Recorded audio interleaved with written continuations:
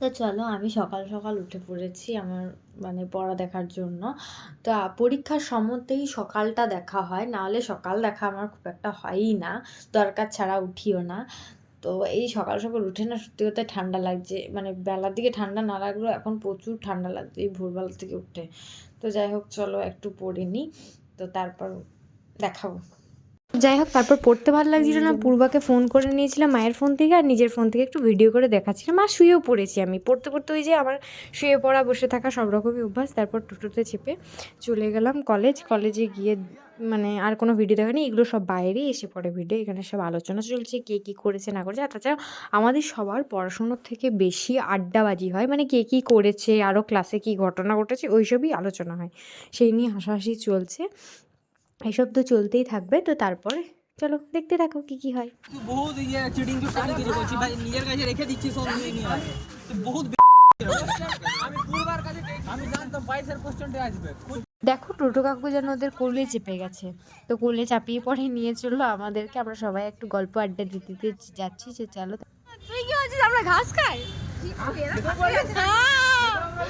আমরা সেলিব্রিটি কে কার YouTube channel আছে? কে কে খবর রাখে না, কে খবর রাখে না, মানে মানুষ একটি খবর হলে সেটাও তো খবর লিস না, যে মেসেজ করি বা কিছু তো বলাই যায়। এত ব্যস্ত তুই বকিস না। একসাথে থাকো তো এক জায়গায়, তার জন্য নিচ্ছে না, যেহেতু গামুড়িতে থাকো তার জন্য।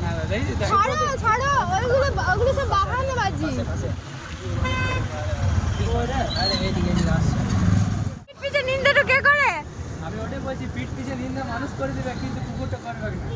সে তুই একটু বেশি বুঝে গেছিস। ভিডিওটা করা বন্ধ করে। ভিডিওটা তো আমি দেখাই করছি, আমি থোড়াই না লুকাই করছি। তুই লুকাই লুকাই সব কিছু করতে পারিস। সেই কি করছিস? থাক, আমিও চেপে গেলাম, তুইও চেপেই যা। তো চলো প্রচুর ঝগড়া করে ক্লান্ত হয়ে গেছি আমরা। সুপ্রতিমের গরম লেগে গেছে ঝগড়া শুনে পড়ে, আর তারপর নিজে থেকে একটু দেখিয়ে দিলাম, ওর লজ্জা পাচ্ছে ওকে ভিডিওতে দেখাচ্ছি বলে। তো তারপর আমরা চলে গেছিলাম এখানে যে সোয়েটারগুলো বসে সেগুলো দেখতে, এগুলো কিনবে বললো কিন্তু কেউ কেনেনি। তারপর একটু ঘোরাফেরা করে পরে আমরা বাড়ি চলে গেলাম, তিনজন মিলে গল্প আড্ডা দিতে দিতে সৌভিকের বাড়ি চলে গেল। তো তারপর বাজারে নেমে পড়ে আমরা ভাবলাম কিছু তো একটু খাওয়া যাক, পরীক্ষা যেহেতু ভালোই হয়েছে, তো সেই জন্য একটু ফুচকাটা খেয়ে নিলাম।